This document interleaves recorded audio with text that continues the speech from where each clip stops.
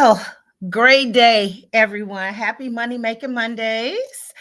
Hopefully, my partner and uh, the other half of this duo joins today, but I did not want you all to miss another wonderful episode filled with information, honesty, and all of that good stuff. For those of you all who may be new to this program, or you may have just stumbled upon this, even for those of you who are returning, my name is Quintaria Brunson, and I am a financial strategist that is committed to helping my community, thrusting my community into a lifestyle where we live the legacy that we desire. If that lifestyle needs real estate structure in order to facilitate that, my team and I have the capability to do that. Lifetime income and life insurance products and strategies, we're skilled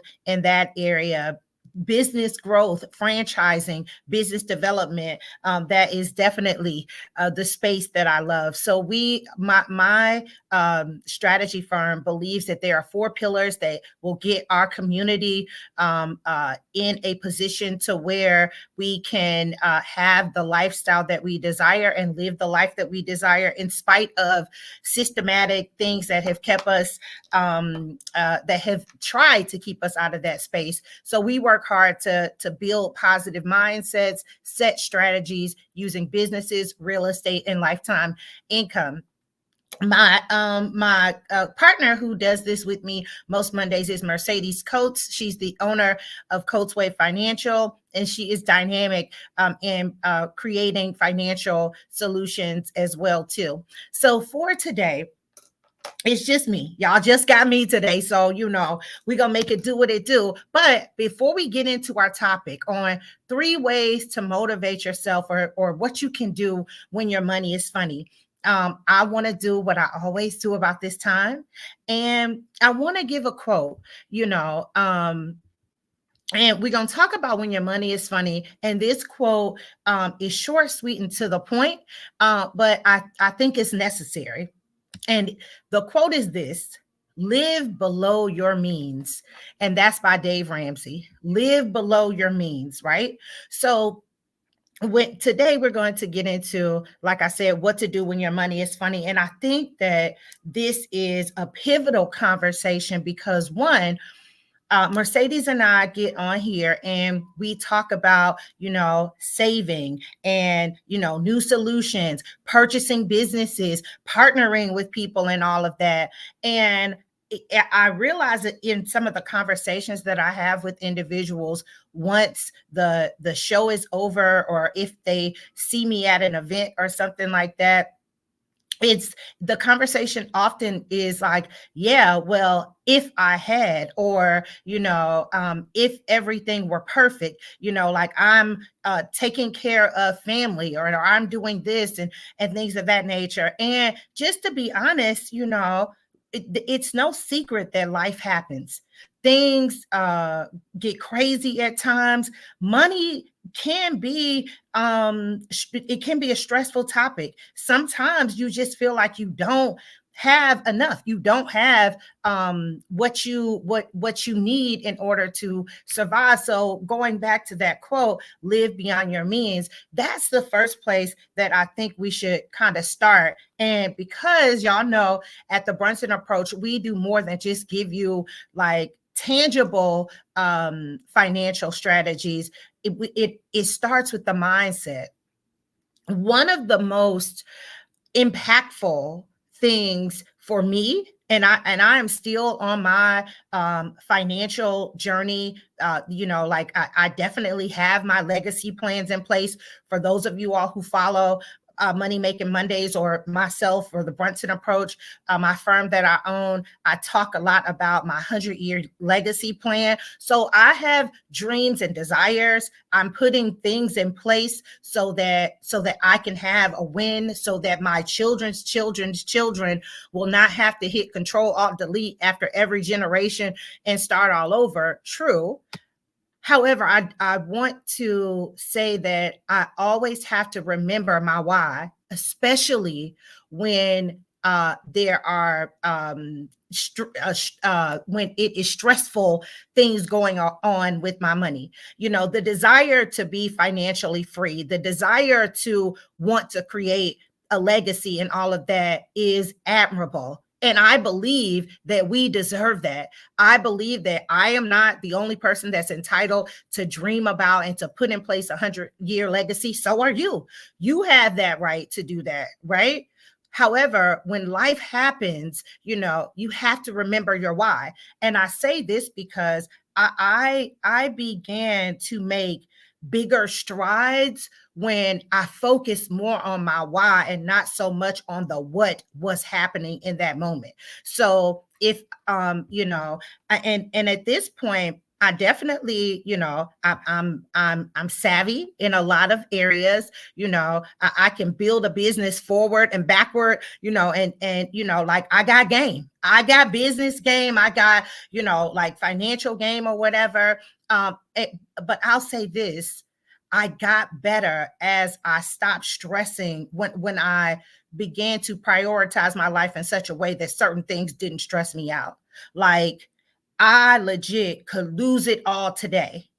And as long as I got my health and my family is intact, and you know, I look to the left, I look to the right, my people's is good or whatever, I ain't got no worries in my Lil Wayne voice. I ain't got no worries.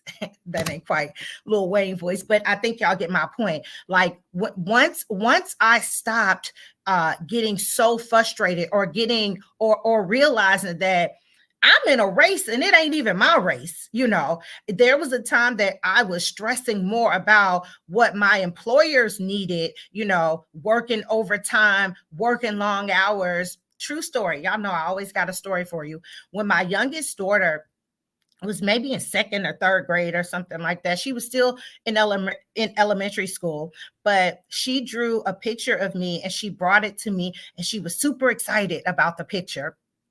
And the picture was of me with my laptop on my lap, which I often had, you know, like it's just recently, you know, and she's in her 20s now, right? She's in her early 20s now. But it's just recently that I stopped being so attached to my laptop, right? But she brought a picture of me and it was my laptop was on my lap and I was asleep, right?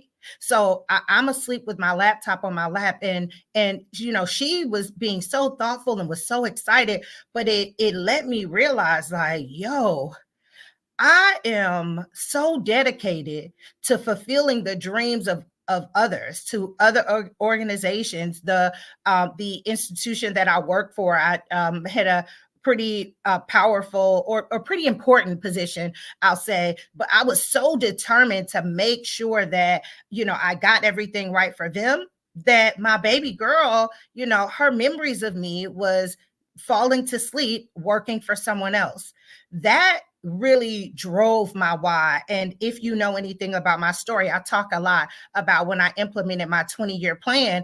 And this was around that time and I said, okay, I've got to shift. I've got to create a why that I truly believe in and not the why that I'm being fed from other places. So I'll say this: know your why, because your why will help you when bills are late. Your why will help you when you have an unexpected circumstance that you know that you may or may not have the funds to pay. But knowing your why will almost give you a euphoric kind of high when challenges come, when financial challenges come, because you know this too shall pass. There got to a point, there used to be a time that if I had a financial challenge, you know, all hell would break loose. I would literally lose my mind because I didn't have it, you know, like it, you know, it what $100 mishap in my life would cause so much chaos that it was insane. Then I got to a point that it was not as stressful, but I found myself still being frustrated, right? Like if I got a flat tire, I was that, you know, but it was when I realized, you know, at the end of the day, this is so beneath me. And I just thank God. I thank the creator of the universe that there was a time that a flat tire would have thrown me off, and we could have been set back for a week or a month, depending on how much it cost to get whatever the situation was, handled or whatever. But I just began to praise God and be so thankful and be so excited when challenges arose and I had the resources to handle it. Even, like boom, okay, flat tire, come through, flat tire, because I got the, like, we can put this on my credit card, or we could do this or that or whatever.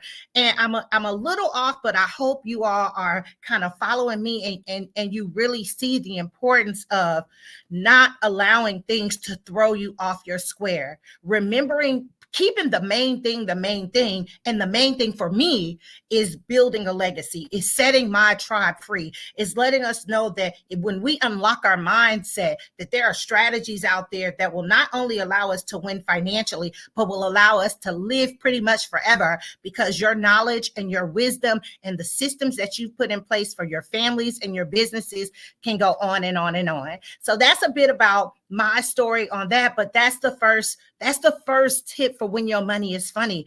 Remember your why, and do not be overly stressed, and know that this too shall pass, right?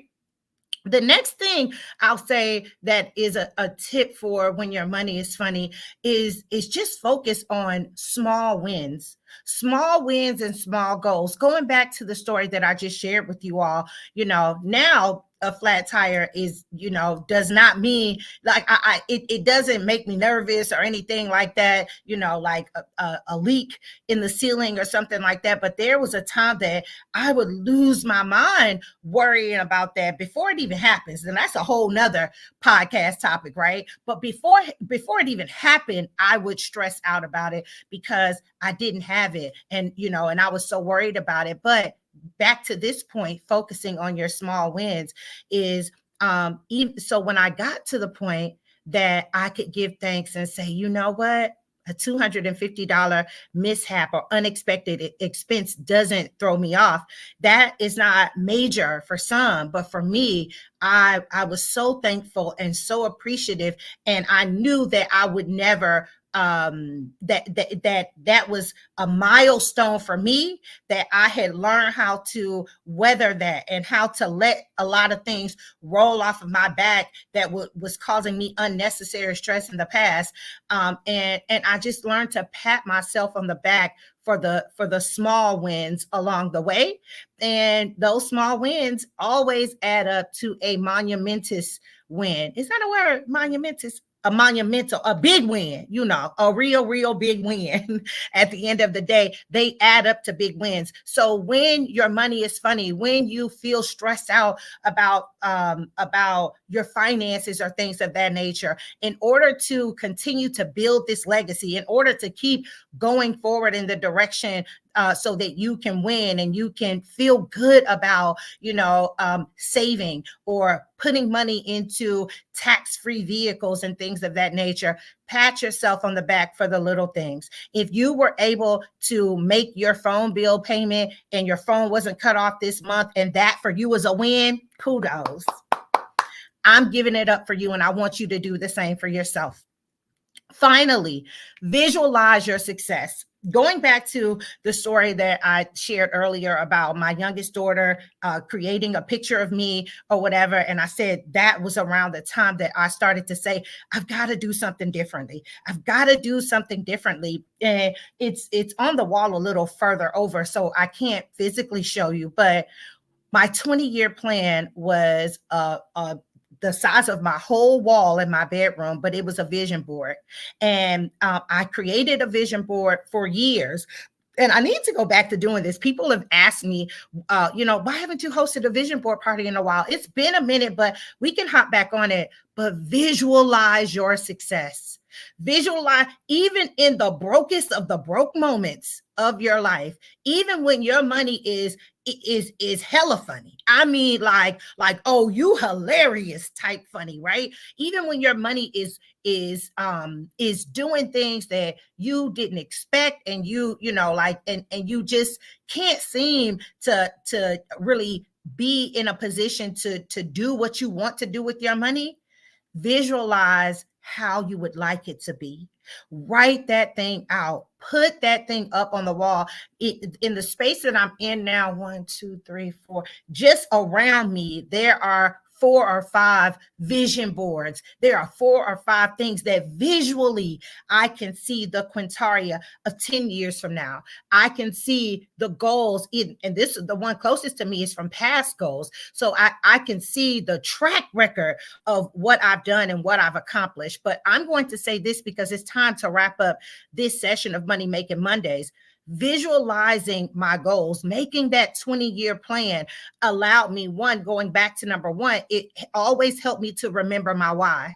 The goals, there was times, one of the goals on this board at that time was to cross over the 6-figure mark. I had made over 6 figures, and maybe 4 or 5 months had passed, and I was getting dressed and I walked past the board and I saw that was one of the pillars on there. That was one of the things that I wanted to, and I had to like pause and have a little praise break, because I had reached the goal and hadn't even realized it yet, right? But visualizing your success, be it meditating, affirmations, vision boards, like I said, all of these things help me to get over myself and to not beat myself up so much, and to allow my mind, my spirit to align at times when my money was funny. So I just want to encourage you all. Thank you all for joining on this Money Making Monday. Like I said, I know we do a lot of tips now, and sometimes people see you where you are and they don't know how you got there, or or that, like, hey, I've been where you are. So I wanted to make sure that I took a moment to share with you all that, I know we share financial solutions or whatever, but don't worry if you feel well, I'm not where they are. Honey, baby girl, and baby boys. But it was not always, it is, and it's still, even today, it's not always sunny days and everything is perfect. But when you keep what's important in front of you, when you visualize how you want your life to be, when you have goals and desires that you are fully committed to making sure that they happen, it all works out. Well, again, thank you so much for joining me on today's Money Making Mondays. We will see you next Monday at 8 a.m. And you all going to be great, and I will do the same.